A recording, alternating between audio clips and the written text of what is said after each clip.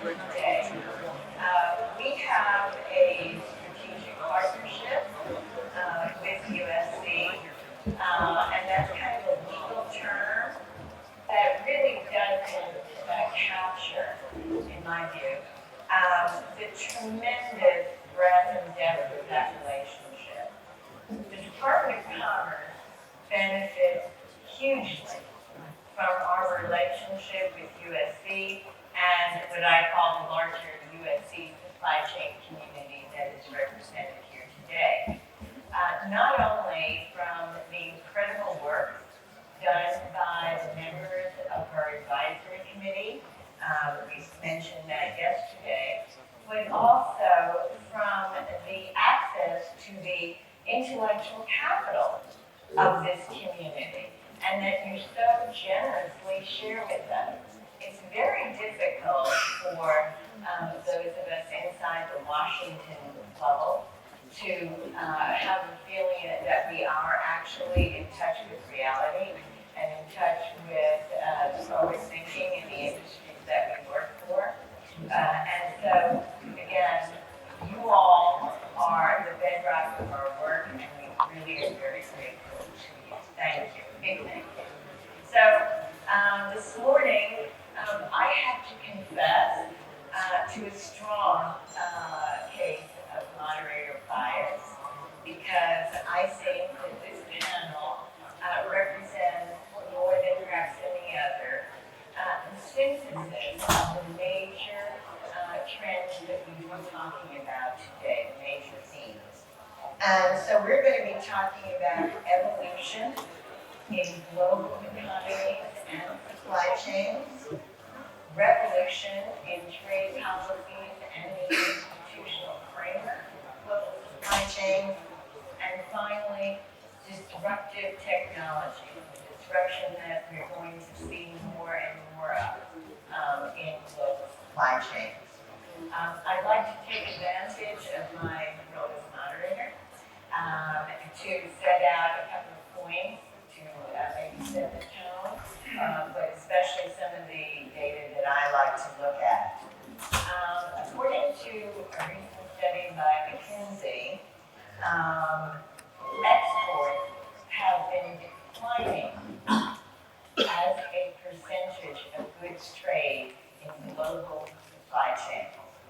Over the last decade, the figure has gone from almost 30% to less than 22%, and that trend is accelerating. To an economist like me, what that means is the production that is now part of a global supply chain is increasingly focused on domestic consumption rather than international trade.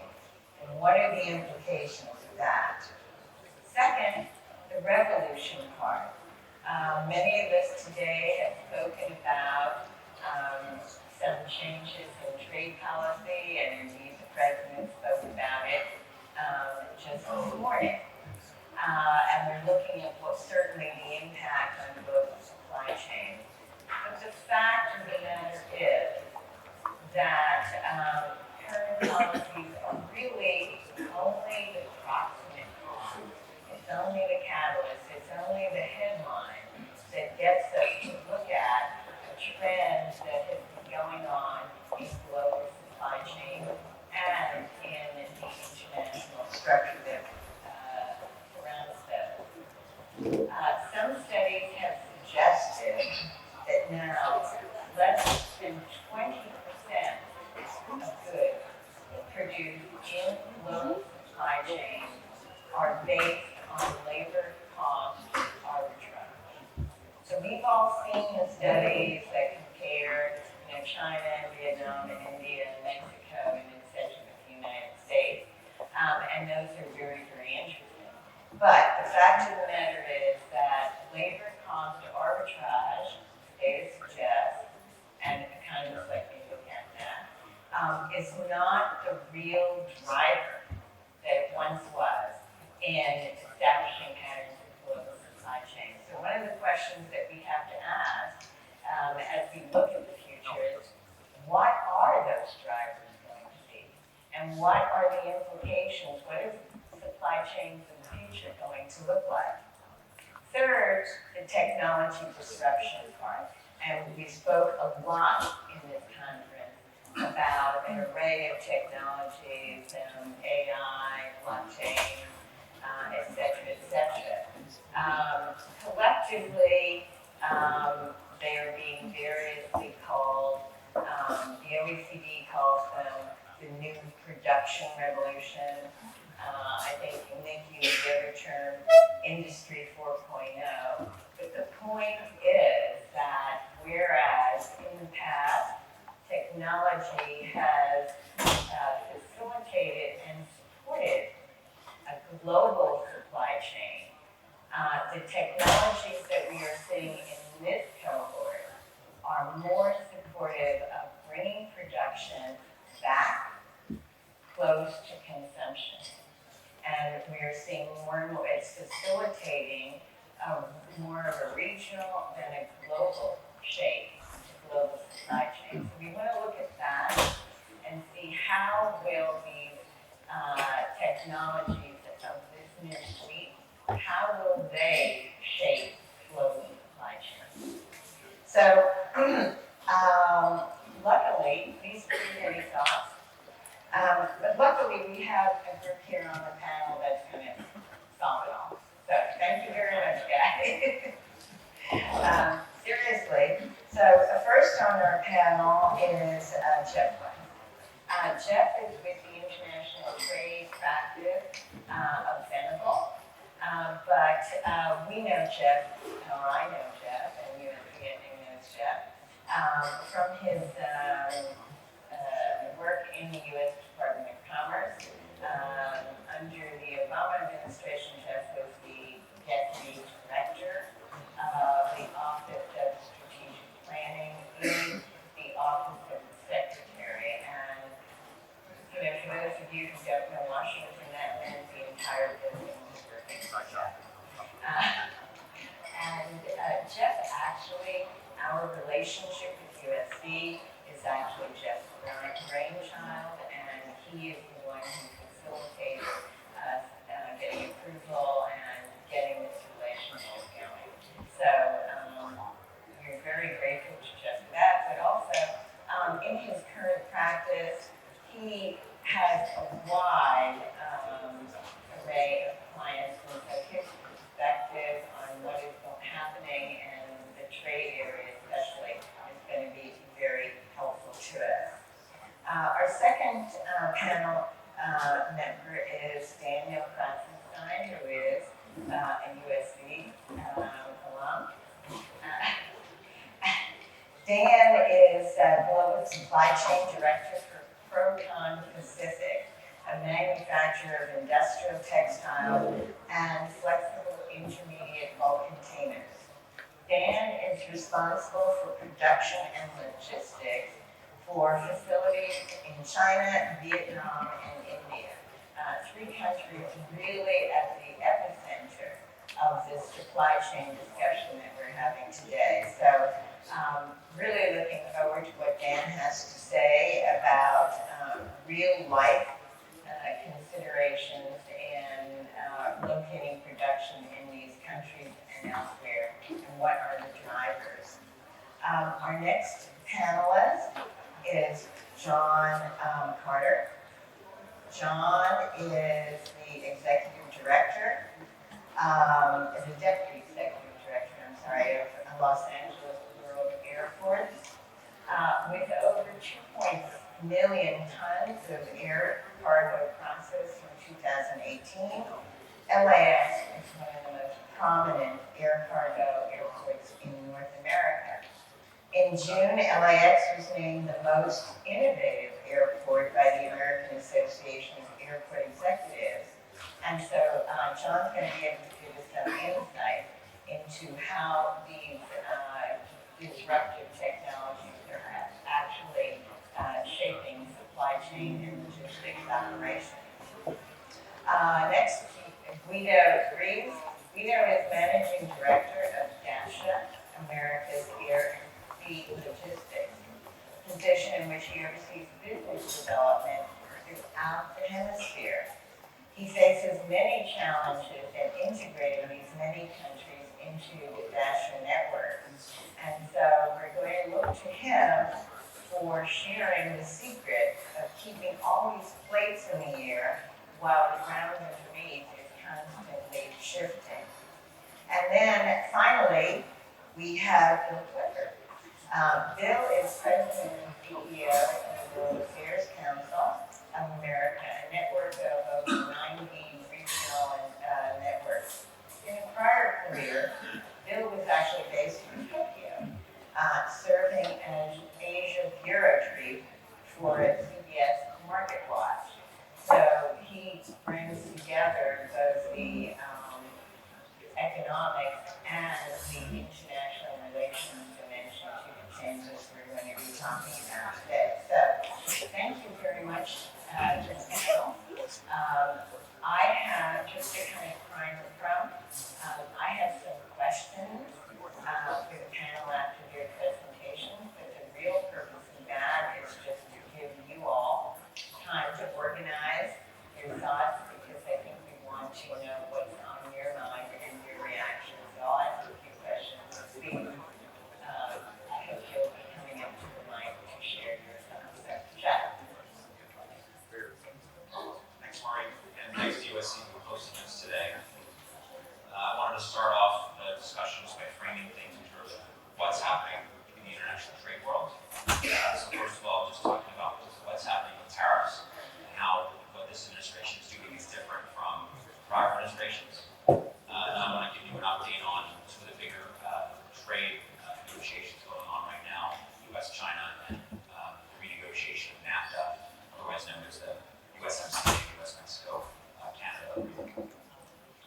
So first, just to back up, the way that U.S. administrations and other countries have dealt with unfair trade barriers under the WTO framework generally fall into a couple of buckets. So there are cases filed with respect to anti-dumping and countervailing duties. Those are cases that are initiated by industry. Industry and governments can also initiate safeguard cases and impose temporary measures on imports. Both of those things are allowed under World Trade Organization rules, and they're regulated. And then if there's an issue with any specific measure, a country can go to the WTO, try to get an adverse finding, and then if they do that, they can get authorization to impose tariffs on the other country after a process that typically takes several years. So that's the paradigm on the WTO, I guess, prior to January 2017. Okay. So this administration came in and said that system isn't working. We need to negotiate better trade deals, fairer trade deals, there need more robust enforcement, and the current system doesn't take into account some of the practices of China and others. So we're going to do some different things. I want to explain what those things are, and then I'll talk a little bit about where I think things are headed. And I do think that it's going to be very difficult to go back to the paradigm we were under, pre-January 2017. So the first thing the administration did was they imposed tariffs on steel and aluminum using national security grounds. These are the so-called Section 232 tariffs. So this is allowed under WTO rules, but it wasn't really used because it's a very large exception and it's self-judging. And so when I was at USTR doing trade negotiations, this was something that was kind of a no-no. We're not going to go there because if we make that argument, then other countries can make that argument. We'll have a lot of different measures out there justified on national security grounds. And so, for example, one of the things the administration has argued is that auto imports raise national security concerns. And so there's a fear that others can do the same. So that's the first step the administration took away from the existing paradigm. The second thing they did was the so-called Section 301 tariffs. And obviously there are a lot of those placed against China. The administration just initiated a case against France for their digital tax law, and they're considering one against India. Now the reason this is a further step away is because under Section 301, as the administration is using it, they're not waiting for the WTO to issue a ruling and get authorization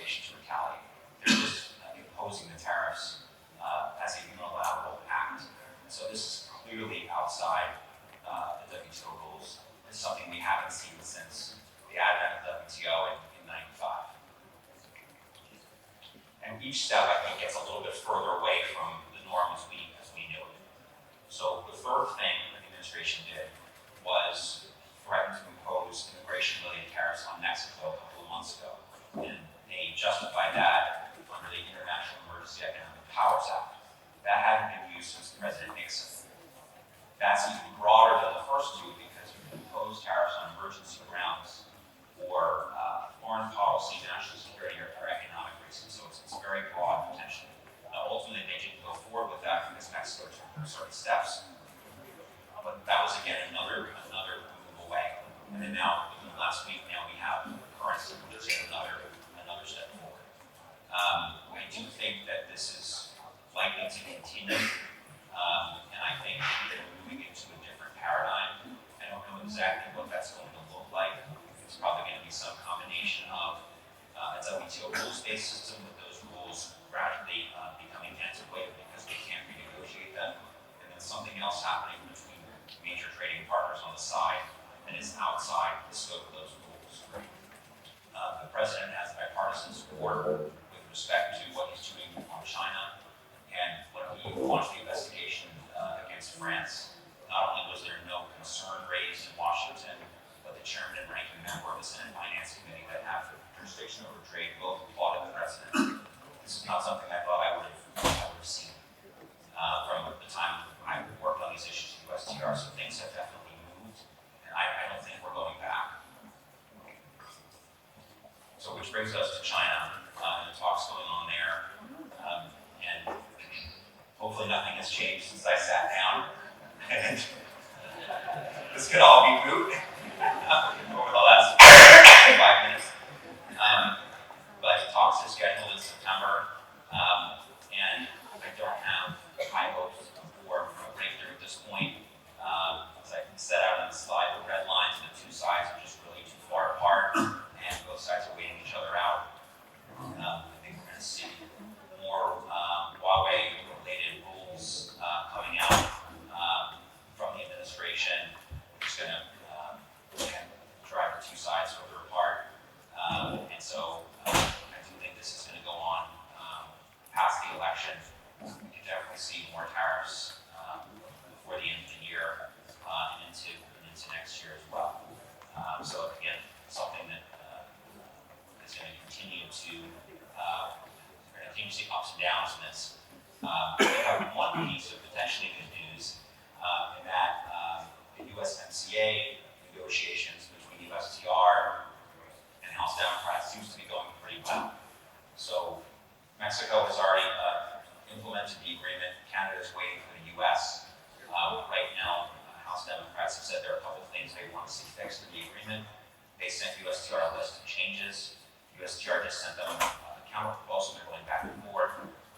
So it's possible that they'll come to an agreement on what additional tax they want to negotiate with Canada and Mexico. I know that House Democrats have taken several trips down to Mexico to discuss the changes they want to make. There's definitely a deal to be had there. There are some areas where Canada and Mexico are actually aligned with the House Democrat position on a couple of things that they want to see changed. So I do think that that's possible. On the substance, the second part will be the politics. Because clearly, while they can solve that, the question will be how many Democratic votes will the Speaker have? Because I don't think she's going to put it on the floor unless there's an overwhelming majority. Traditionally, organized labor has not supported trade agreements, so we're not going to know until we have a deal whether or not they will. So we're going to have to see. This is probably going to go on to November, December, and potentially it could get done. If not, it's going to get pushed back to 2020. So why don't I stop there?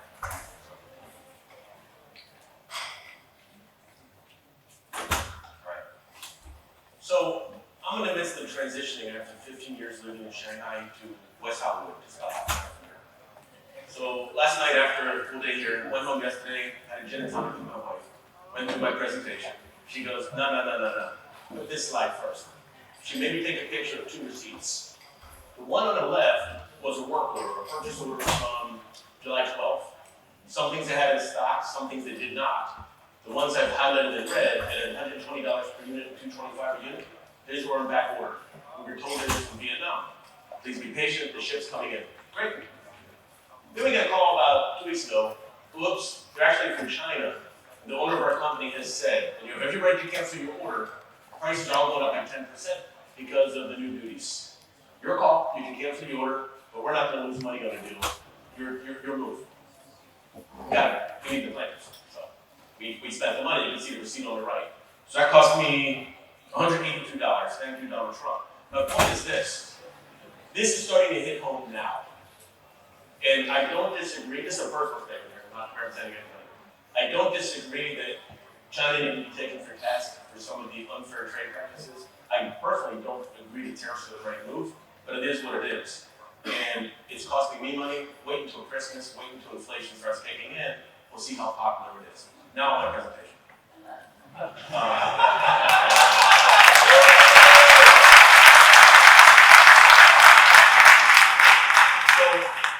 I have 35 years of global supply chain practitioner experience before they even called it that. I come from a family of physical distribution management. My father was president of NCPM or CLM, and now it's Council of Logistics Management Professionals. I think at any rate, supply chain always been in my blood. I used to drive a forklift truck. And then in 1985, I'm getting ready to move to Venezuela and be in the air freight business because I spoke Spanish. And my father said, "Go learn Mandarin, that's the future," back in 1985. So I followed his advice. And so that's kind of my background, supply chain, overseas, representing U.S. companies, container shipping background. I worked for Sealand in Indonesia for a bunch of years. So I kind of get it from that perspective. And later on in my career, I came back to USC Marshall, did my master's. I was cohort 2 in global supply chain. So I was able to put some metrics to tribal knowledge, which was kind of interesting. So that's my credibility statement. Company I work for now is called Procon Pacific. I've represented them in Shanghai for the last 10 years. Chicago-based company. We import polypropylene bags. These big super sacks. They carry 1,000 kilograms or 2,000 pounds of powders, sugar, milk powder, you name it. We're clean rooms. We do a great job. We're wholly foreign Cardinal Enterprise in China. We're treated respectfully by the Chinese government. There's no discriminatory practice against us whatsoever. We're treated very nicely there. We have joint ventures throughout Jiangsu, Shandong, and Chongqing. You notice on our bottom there I put in red, India's sharp production growth. This has nothing to do with import tariffs. This has to do with labor costs in China increasing. This has to do with cost of Environmental Protection Agency compliance in China, cost of operating increasing, and cost of social welfare tax increasing. Therefore, that equates down to the cost per bag, per unit. It's just simply gone more and more expensive in China. Quality is great, one-time delivery is great, it's more and more expensive. Thus, we're chasing a lower cost product as our competitors are. Our production in India, therefore, is increasing. 2 years ago, I was hit with the problem. From my company perspective, when you're doing your SWOT analysis, it basically said labor cost increases, cost, and the threat of U.S.-China relations getting worse is putting us at risk. Okay, Mr. Global Supply Chain Director, what are you going to do about it? That's what I was tasked with by the owner of our company. So I have to be agile, like a basketball player. You got to be agile, go left, go right, forward, back, right. So over the last decade or so, you can see what I've done. Initially, when I joined the company, we were buying from one company in Changzhou, which is in Jiangsu Province, about an hour west of Shanghai. And I said, we got too many eggs in one basket, we need to shift up. At that time, Shandong was a bit cheaper because they were not complying with EPA, they were not complying with social welfare tax paying, and they had more within province, Western Shandong migrant workers, whereas Jiangsu Province had migrant workers coming from Anhui, Henan, Ningxia, basically from the hinterlands of China. Well, as cost of land went up, their cost of living in those production areas kept going up. The amount of money they were sending home was less, they had to pay them more money, therefore it wasn't feasible to manufacturing in the Shanghai, Yangtze River Delta areas. Over time, we found Chongqing. Now, this year, China represents less than half of our production. Again, has nothing to do with U.S. import tariffs. We only export to U.S. and Canada, so this is our market. This is all happening irrespective of tariffs. What I'm predicting for next year, China's only going to be about 20%. That is the direct impact of tariffs. And I'll jump into that in a second. So I know there's probably 40%, I know we had a big on this. We have a good representation here of a Chinese audience, especially in cohort 6 and 7, Trojans played on. So you'll follow this representation. But from the Chinese perspective, when you have a crisis, it's made up of two characters, Wei Qi. But it's not just bad. We think in America, we think crisis is bad. Crisis can be opportunity. So for our company, we've turned this issue into a marketing opportunity for us, basically because I live in Asia. I've already moved my family back to the States. I'm already living in hotels now. Whether I'm staying at a fancy Marriott in Shanghai or Mumbai, I don't really care. It's all good. Still have happy heart now. I'm good. The point is, our company is agile and flexible as am I personally. So we're turning this into an opportunity to be a market leader in our product in India. That's where we are now. So as a quick slide here, this is too busy, but the bottom line is look at the red at the bottom. I've taken local wages in local currency, Vietnamese dong, India rupiah, changed it to US dollars, and then I've also looked at productivity. That means a sewing worker sewing a bag. How many bags can you make per day? Country by country comparison. Break it down to a per bag basis. What's the labor cost impact? India is 35 to 40% cheaper than China. Stop right there. It's got nothing to do with import duty. You throw a 10% or 25% duty on top of that, we're going to India. We got no choice. Our customers are forcing us to. We're at right now, I have some challenges with my staffing. I got to hire more staff in India, perhaps reduce some staff in China. Right now, I'm doing a black belt in Lean Six Sigma, also at USC, and we're analyzing my company's production in India to make sure our lead time integrity it gets as good as China is today. So we're identifying what are the key areas, and we're finding it's not manufacturing time, it's logistics is a big factor. Trying to get out of Eastern India where Calcutta and Chennai is, onto a line haul ship out of Colombo into the United States, it doesn't work. What often happens is the feeder vessel doesn't sail on time out of Calcutta. The amount of bureaucracy and the paperwork often causes a 1 week delay leaving factory. When you get this, finally make it to Colombo, Sri Lanka, the one vessel or the Hapag-Lloyd, whatever, NYK, they don't have space on you anymore, they're already full. So you have to sitting in Colombo for a week, waiting to go through the Suez to get to New York or Norfolk to get into Chicago. Our lead time activities not doing very well right now. So we have a lot of problems to worry about. We have QC auditing. We have to hire more staff to do it in place in India. But this is what we need to do. We need to remain nimble. We need to invest in staff in India and just follow the production. And that's what I wanted to share. Thank you.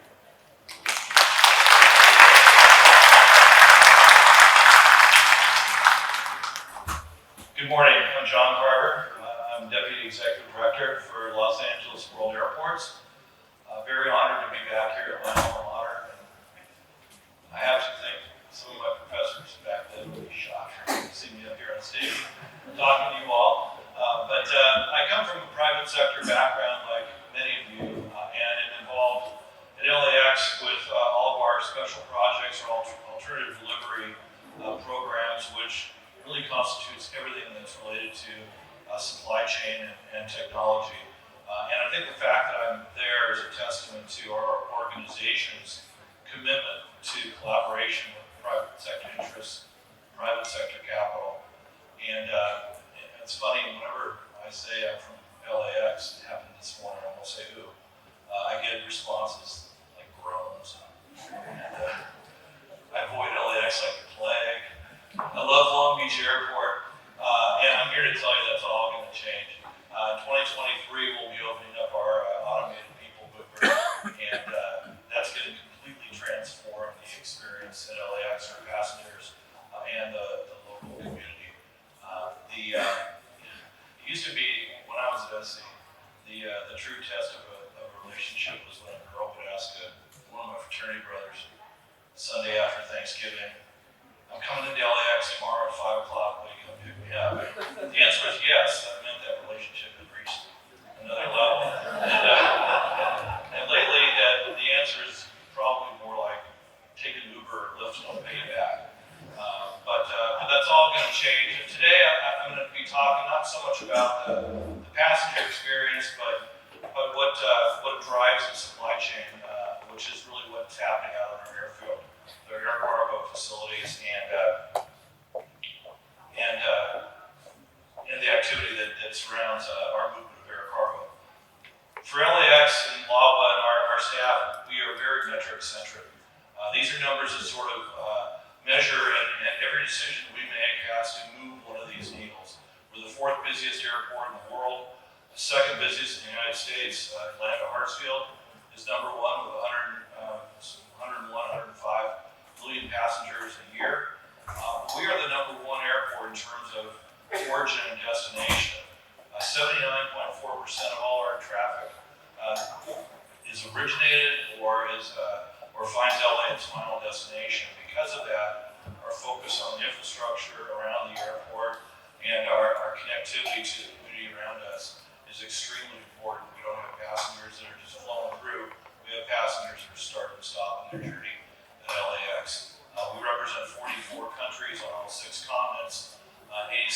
million passengers last year. The top right number is our cargo volume. We are now the #1 airport for air cargo in the United States. If you take out the dedicated hubs of Memphis and Louisville for FedEx and UPS and Alaska, which is a kind of a pit stop, fueling pit stop over the polar route, we are the largest airport in terms of cargo activity and continuing to grow. But these numbers aren't the most important number that drive the decisions we make. It's this one right here. This is the only number that's not going up. It's the acreage that we have that represents our footprint of land. And so while every metric that we have at the airport is growing, this one is not. It's a static number. And so all the decisions we're making today in terms of our infrastructure, our ability to handle more global trade, our ability to improve our supply chain are focused around trying to create more volume or address more volume, I should say, through this finite square footage of real estate we have. Looking at our cargo growth, when we talk about global trade, we talk about the supply chain. Of course, it's human related, and our passenger volumes address that. But let's talk just about cargo, because that's really a transfer of products that are being manufactured here in the U.S. or arriving in the U.S. and foreign markets. And you can see where in the bottom two lines where that crossover from international cargo and domestic cargo crossed over back in 2003. And that coincides with what you heard earlier from Daniel, the emergence of China on the world stage, the introduction of cell phone technology and products that really cannot be shipped through ocean cargo and are more likely to be shipped through air freight. I get asked the question a lot about the China tariffs and what the impact has been on air cargo and LAX. And our answer has been, up till recently, not so much of an impact. Our products that are coming through our port are not those that have really been subject to tariffs. But I got to tell you, for the first time, we just looked at our numbers and we're seeing a decrease in international cargo, which we think has to be attributed in some factor to the terrorist activity that's going on at the high levels in Washington, D.C. We're not making decisions in response to any blip or any sag in that growth number, because we expect that to continue to rise over the years. But it actually has been noticed as a trend that has gone down since the beginning of this year. That's offset by our domestic cargo, which continues to rise. That doesn't change our need to be addressing that, but it's sort of interesting as we look at global trade and really the impact is really being felt. I'm here to tell you, we begun to see some impacts of that. This may be a little hard to see on the screen for those in back, but this is really to underscore, I think, the importance of global trade to our main customers. When you look at the Asia routes for us, for those customers, for our airline customers, cargo trade, global trade, the supply chain is really one of the major factors of their business. In some cases, over 33% of their business activity occurs through air cargo, so it's an extremely important part of our airline customers. And even for the domestic carriers, the Deltas, the Americans, and the United Airlines, where you see a relatively small portion of their revenues coming from cargo, they are working on such thin margins that could represent the difference between profitability and a flat line. So across the board, this air cargo piece, this reliance upon global trade is extremely important to LA Airport. And LA Airport really is the middle of the hourglass for trade coming in and out of Southern California. We do, I think, as much cargo business as the other 6 airports that service the West Coast combined. Some of that cargo just cannot leave Ontario, can't leave Long Beach, and the nearby airports. So we're relying upon LAX to continue to be a solution for our continued focus on international trade. This slide I just put up here to try and appreciate. We use this a lot in our discussions with the city and our The impacts of our activity at the airport really have a ripple effect throughout the entire region. The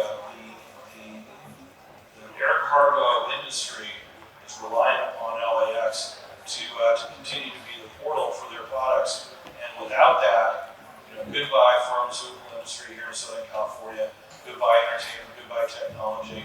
These products are dependent upon a solid and robust air cargo infrastructure. So because of that, we're looking to modernize our system at LAX. We have some 27 aging cargo facilities that date back to the 50s, well before laptop computers, long before cellular technology, and that has to change. I think sometimes about my predecessors back in the 50s and 60s, and the customer came along and said, I want to put a cargo building at LAX, and we'd say, well, put it there, or there, or there, and the next one would come along, well, that's taken, you can put it there and there. And now we've got 27 buildings scattered all across the airport. That's not efficient, and it does not allow us to really embrace the technologies that are out there for us. So we're seeking support from the private sector. We're seeking support from supply chain experts, such as many of you, to help us modernize our air cargo deliverable, to help us bring technologies into the fold that will improve our position in the local community, improve our sustainability ambitions we have for the city, and allow us to capture the demand that's going to come to our airport, whether we like it or not. And I'll finish up with just a mention of Palmdale. So Los Angeles World Airport is predominantly focused on LA International, LAX, of course. But we also have the responsibility for the operations and the vitality of Van Nuys Airport, which is one of the largest general aviation airports in the United States, and also for our land holdings down in Palmdale. So we have 17,000 acres in Palmdale that was acquired years ago with the thought of perhaps making this the international airport location and or this being a cargo destination. And we're working hard. In fact, we have 2 interns from this program here at USC helping us develop the potential of a supply chain model that could facilitate global trade out of our Palmdale facilities. We're looking at solar, we're looking at we're looking at where the commercial space industry is headed to see if there's some opportunities for development of this property in a way that can improve our global trade deliverable here in the airport, maybe take some of the pressure off of our activities at LAX, and help Southern California continue to grow as a region. So with that, I'll pass it over and thank you for your time.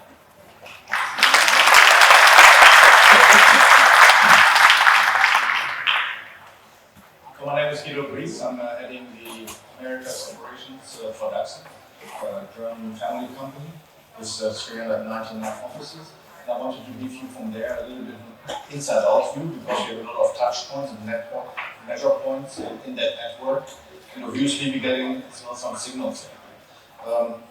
Just some numbers to give you a little bit as well the scale of the operation there. So we move 83.7 million shipments. It's quite a lot. 41 million tons of freight with 30,000 people, and turnover of 5.6 billion. A great equity ratio. I think we are a good target for hedge funds, but it's a family company, not sellable. It's 55.4%. And for us at the moment, and it's a little bit coming out here as well, that overall the FX was a very good indicator whether the economies are running in the right direction or not. So at the moment I have to say that the African in our segment is not running very well. It's declining, especially in the automotive industry. In the ocean freight, every 50% of the shipments coming to the East Coast are automotive related.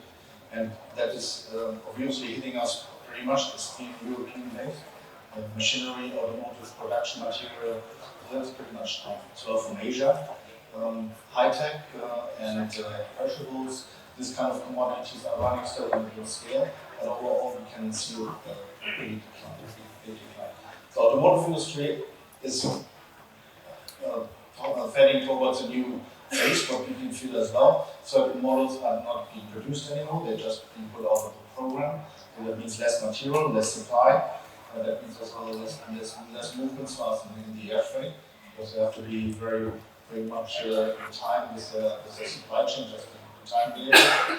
But this is not all a result of the tariffs, but it's accelerated. Because you have to imagine that in average a container has a value for us in that industry of $27,000. So when you can change or you add a cost to that, they think really to produce in China, produce in India or somewhere else. So the supply chains are shifting, number one, as well. Eventually regionalization is kicking in, or you move the whole production into Mexico, or you go directly into the US. So you go to become a domestic producer. So all these things are going on at that time, and we feel a little bit of waiting for the right moment to kick in again, but it's right. It seems to be the silence before the big storm. This is what we feel a little bit at that moment. Overall, you see a decrease approximately 7% in air freight. And that shift is basically in all trade lanes visible in the air freight. In the ocean freight, I think that's a very interesting graph. You can see now first half year, imports from China into US by TEUs. So the blue line is 2019 versus 2018. So we see a decrease there already of 6.5%. On the other hand, we see an increase from Vietnam, we see an increase from Korea. So these trade lanes are shifting into other Southeast Asian countries. So overall, the import by ocean freight is up by 3.8% into the US. By saying, yes, the tariffs are obviously having their effect. Less production goes directly from China into the US, but eventually it's shifting then to other countries. But if you see the sheer size of China, the volumes which are coming from China, and having in mind you need a huge infrastructure as well to bring that cargo then as well from India into the US, that will take a decade to manage that with a tariff. It's not possible. So China will remain definitely a big factor in the region as importer into the US, but also this is another driver.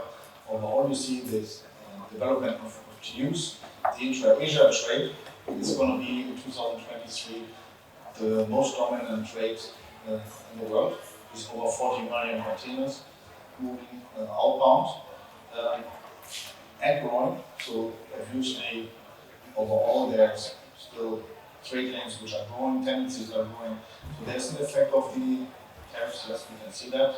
And other parts of the world are growing.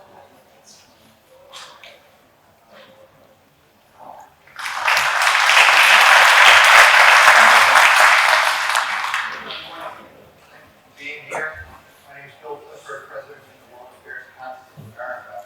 World Affairs Councils across the country pride themselves on stimulating conversation about international issues ranging from national security, international trade and economics, social justice, human rights, and development. So rather than a presentation, I'm going to try to generate a conversation that matters in a short amount of time.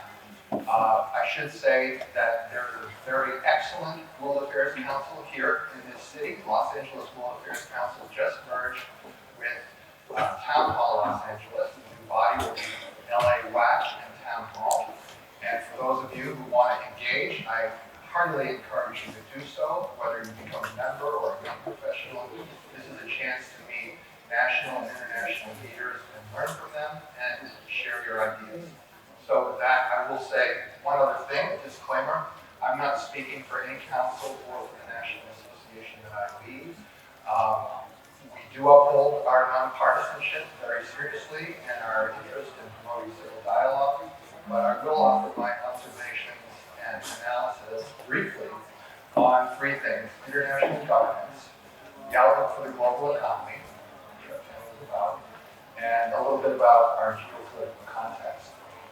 So to pick up on where we began with trends that were underway, and Jeff mentioned the World Trade Organization, I thought I'd focus in a little bit on the WTO, which these days is more like the wheezing, traumatized organization. 164 members. I'll do the blockchain question. Do you feel raise hands, who could explain the WTO to your family and friends? This is the problem with international institutions, especially in this country, and what we know about them. So the WTO was created in 1995. It is the heir organization to the General Agreement on Tariffs and Trade, which was set up just after World War II in 1948 to liberalize commerce around the world. And in successive rounds of multilateral discussions, tariffs fell, quotas were reduced, non-tariff barriers were reduced, and new technologies created new business sectors, and we had to focus on dealing with those to smooth the path for doing business. The last round of the GATT, the Uruguay round, begun in 1985, its signature achievement was to give birth to a dispute settlement mechanism, which became the crown jewel of the WTO. Now, without Chinese mercantilism, without the failure of the Doha round, which went to address the developing countries' issues, without the Trump administration's aggressive unilateralism in raising tariffs, which breached WTO rules, the WTO would be in trouble, primarily because of this dispute mechanism being nearly broken. And while Jeff, I agree with you that we are in a new paradigm and the likelihood of going back is difficult, it really didn't begin with Donald Trump. One of the things with this mechanism, it involves at first consultation, then a panel to adjudicate a dispute if it goes to that level. And after a decision is reached, an injured party can appeal. And it's in the appellate body where the crisis really exists today. Barack Obama was the first to block a reappointment of one of 7 appellate body judges. He did that in May 2016. Donald Trump has continued that practice rather more aggressively. So now we have just 3 out of 7 judges, and 2 are retiring by December. If they are not filled, the body cannot hear a rising backlog of trade disputes. It can't adjudicate that they're stalled, and the organization essentially ceases to be functional. It has no credibility, it has no relevance. And that's on its own. But I see the problem really being the crisis of leadership. The United States especially, but its partners in Europe and Japan did not address the practices of China early enough. They've come late to the game, and the remedy now that this administration, under its America First approach, is extremely harmful to the governance process, and it's actually going to be harmful to the U.S. economy and the world economy. We're already seeing it. So I would say that Jeff went through a number of the legal sections in our trade law that allowed for justifications of the tariffs. But we are really witnessing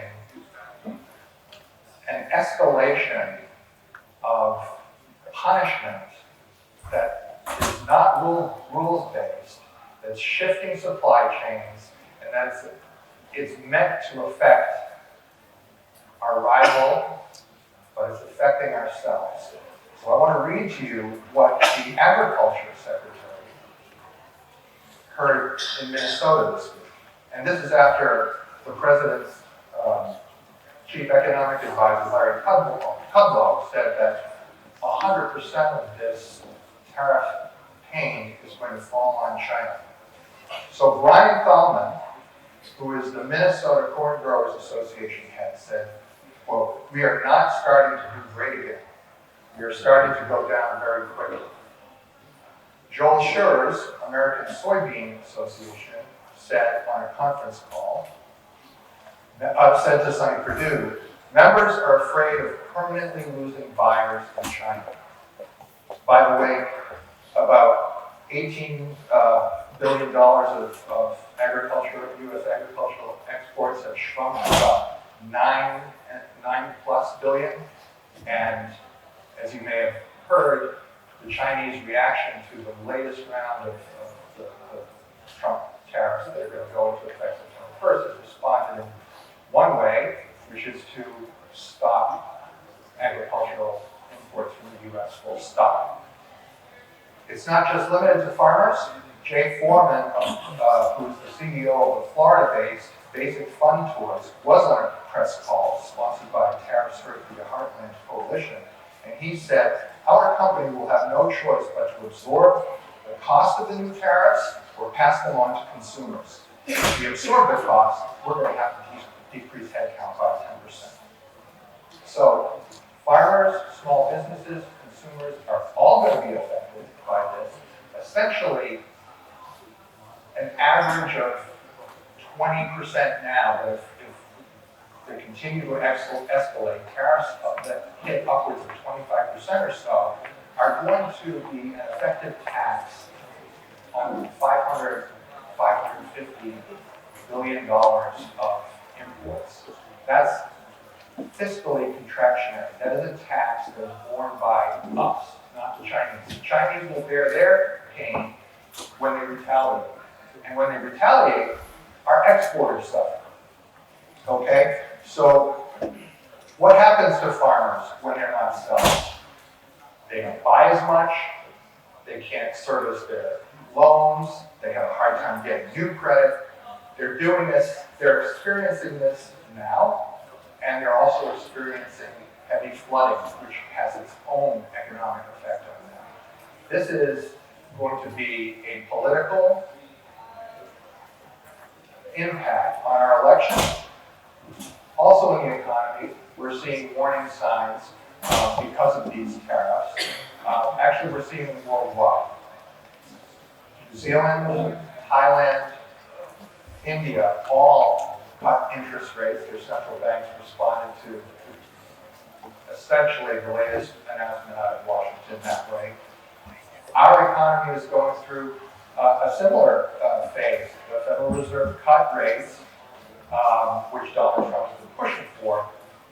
But what we're seeing in the bond market is something that sends a red light that recession is coming. And that is an inversion of the yield curve on bonds, where you see short-term rates for the 3-month bond being at 2.05%, and 10-year bond rates being below that at 1.6, 1.7. That means people don't think the economy is going to grow down the road.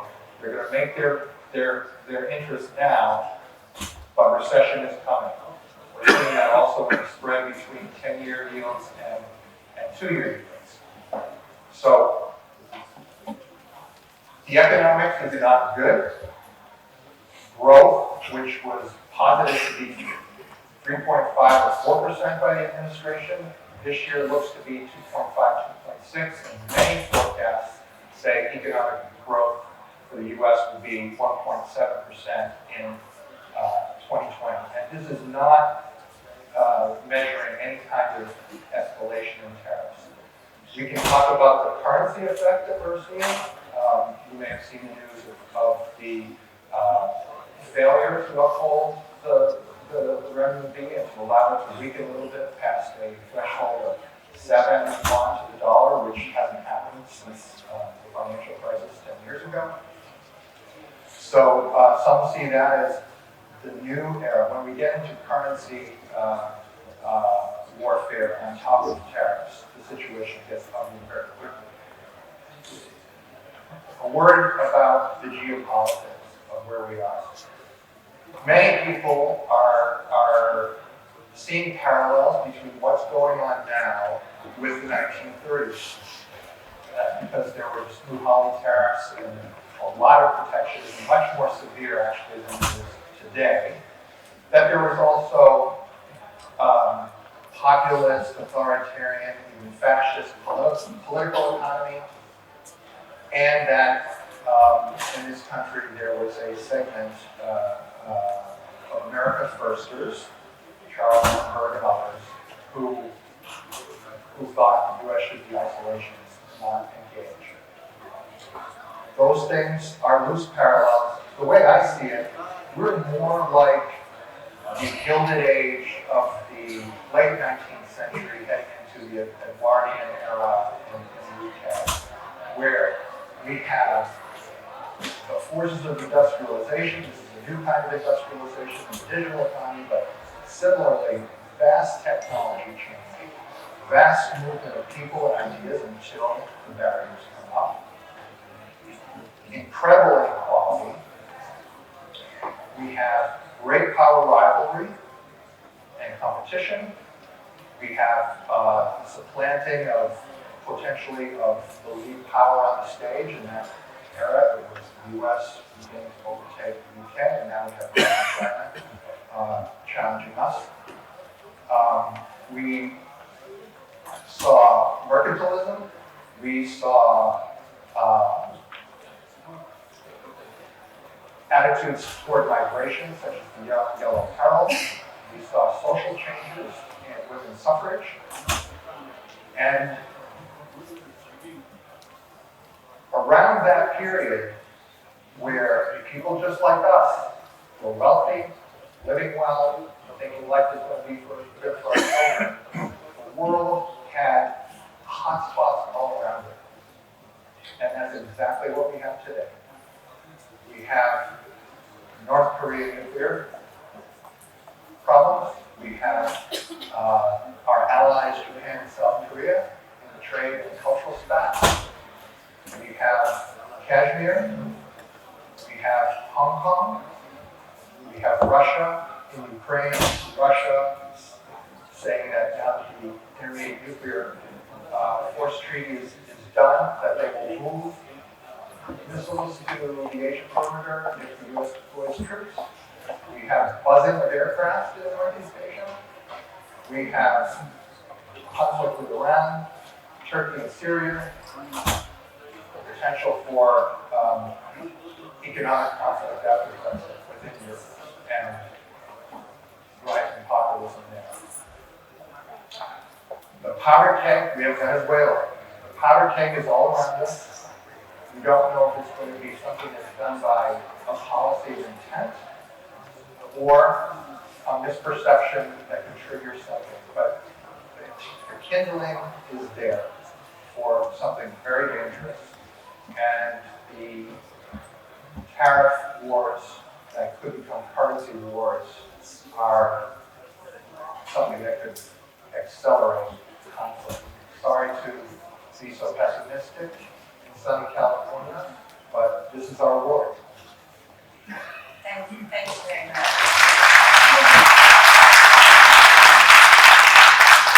So, both Bill and Jeff spoke about WTO as essentially the framework that has facilitated the pattern of global supply chains that we've seen over the past 33 years. And indeed, that was the kind of intent of the WTO and the gap before it. So we'd like to ask you, Bill, you, Jeff, maybe start with Jeff, thoughts about WTO reform, because you're exactly right. There have been calls, there's been, a sort of low energy attempt to reform the WTO for, since the 90s, since the end of the 90s, since I think maybe one thing everybody would remember about the WTO is the battle in Seattle. And that was essentially, the flashpoint of the call for reform. So, thoughts on where reform or what a kind of a successor organization we need, bringing back to supply chain to create the kind of framework that is going to facilitate either the new model of supply chain or that is going to replace what we've had in the WTO. I would say, just to start, going back to the designs consultant, U.S. concerns have gone back even before that. So I was actually stationed in Geneva. I was one of the legal advisors in the early 2000s working on U.S. consultant. And we had the same concerns back then. I think the question is now reached the point where those are coming out in the U.S. behavior. I don't think that there can be compromise in U.S. consultant between the two sides. What Ambassador Mike has to do is simply take things back to have a non-binding U.S. consultant, which is a polar opposite of what the other members want to do. I don't think you can renegotiate the rules on any large-scale basis because you just have two different points of view and you need unanimity. When I was working at the WTO Affairs Office at USTR, this was going back like 10 years. The lead U.S. WTO negotiator at that point said to me the stuff that you are doing, and I was working on sectoral agreements for chemicals, for autos, pharmaceuticals, and said that's the future. Single undertakings are just not going to happen anymore. So we're seeking trade facilitation agreement. That's what we're going to have to do if we're going to move things forward. I think the counterweight to WTO, if the U.S. felt like there were issues, was TPP. So I was one of the TPP negotiators. We had provisions in there, for example, on digital trade. We drafted some provisions on corruption. That had nothing to do with the countries that were in the agreement. It had to do with other countries not in the agreement in terms of changing globally what the rules were. So that would have been the counterweight. If USMCA is successfully negotiated, potentially a Democratic administration can take the labor and environment chapters and go back to the TPP members and say, let's renegotiate this. And that could be the counterweight because potentially, right now, I think with the US involved in TPP, that's 40% of global GDP. It would be very hard to get over 50%. So I think, on top of new trade agreements, I think that we have to add more things to the mix. So one of the things that I heard when I was doing G20 negotiations was future of work. So I think if you can work in worker skills, worker training, apprenticeship programs into the trade discussion and work in goods movement into the trade discussion, I think jobs, that's what's causing a lot of the issues, job loss, wage stagnation in the developed world. I think if you can figure out a way to deal with some of those issues in the trade agreement context, you'll take the pressure off this administration and other administrations to just work the tariffs on the national level. Thank you. I'm looking at the mic and it's looking very lonely. Again, please, if you have questions, I really would like to give preference, if you will, to questions from the audience. So let me encourage those of you who have gone through, maybe even just witness some of our discussion here, please line up. So Dan, I wonder if I could ask you, excellent presentation on how you approach and your company approach the decision in China.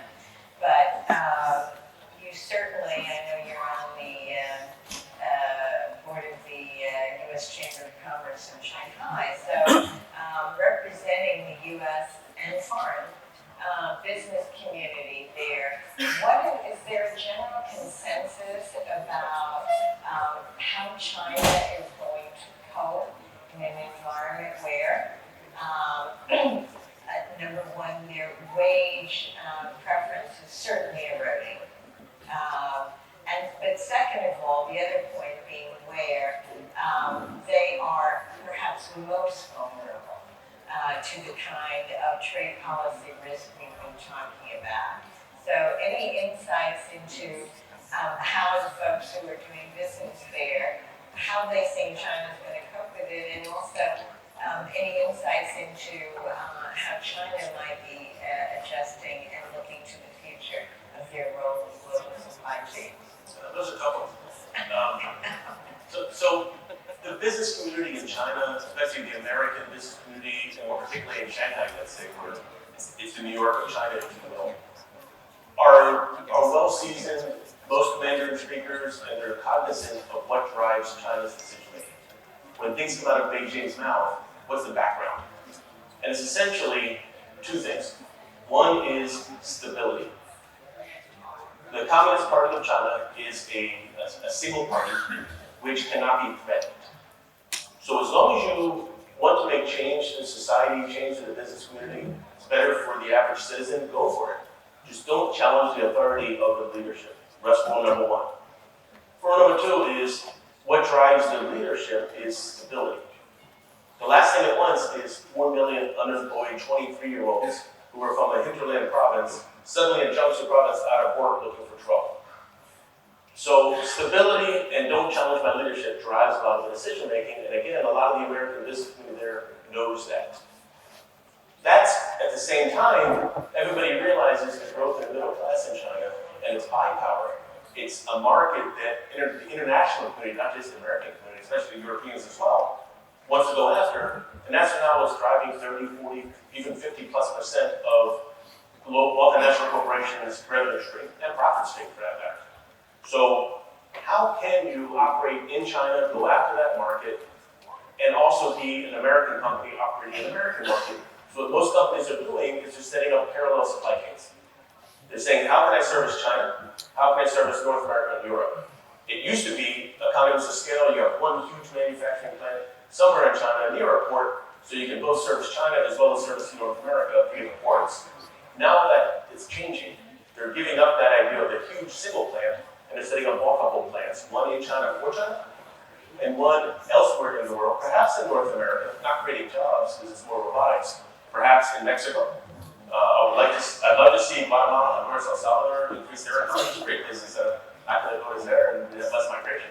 Or India or Indonesia. The point is, the American business community is now saying we should be in China for China, we should be elsewhere for North America. It's difficult now to be in China for North America, and that was different from 10 years ago. That answers your question. That's actually a beautiful explanation. I mean, I was giving some of the data, and that's exactly the reality behind some of those numbers. We have someone at the mic. Can I ask you to please identify yourself and then ask your question? My name is Paul Brindley. I have my own consultancy firm called Paul Brindley Consults involving contemporary fashion import-export. I have a question following up on China. Paul Keating, the former Australian Prime Minister, who's been on the board of the China Development Bank for many years, has been counselling against any policies of containment towards China, which would be seen as a provocation. Obviously, there's issues that need to be addressed, and at the moment they aren't seem to be getting anywhere at all. What would the panel advise the steps be taken by by governments towards China to facilitate mutual deals that don't include China feeling like it's being contained? That's for the panel as a whole, and I volunteer. TPP, the Trans-Pacific Partnership, was seen as an economic grouping of 12 countries, without the U.S. as 11, that China and others read as a containment approach. In fact, it was real, and Jeff and others can talk more about this. In fact, it was an effort to modernize and implement higher standards for new trade sectors that would allow a much richer liberalization. I think that, unfortunately, Hillary Clinton, in her flip-flop, did not do the country a service because we needed a voice to support that agreement.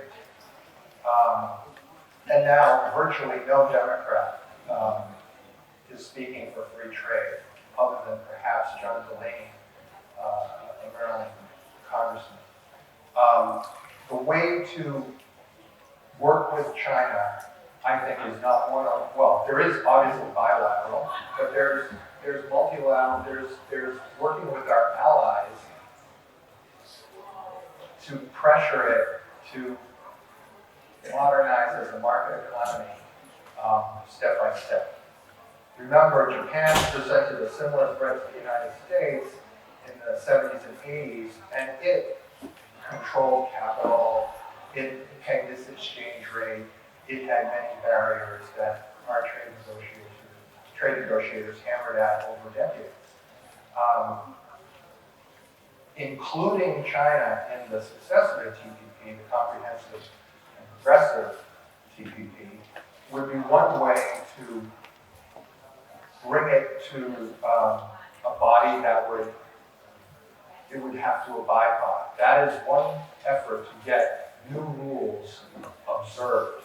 I just want to make one other point about the dispute mechanism in the WTO that's on life support. You know, Trump has said that we lost all our lawsuits there. In fact, it's the other way around. There were 23 cases brought against China in the WTO. And the U.S. won 19 of them, 4 are still pending. Lost none. As a defendant, the United States had 15 complaints brought by China. China, I think, won 5. 6 are still pending, and 4 were kind of split decisions, 1 in the U.S. favor. So this country's done well in the WTO vis-a-vis China. But I think the thing is we need to work with our allies who we've abused to get better behavior out of China. So I want to thank our panelists. We need to move on because we've run a little bit late here. But give a big hand to the panelists here. Thank you so much.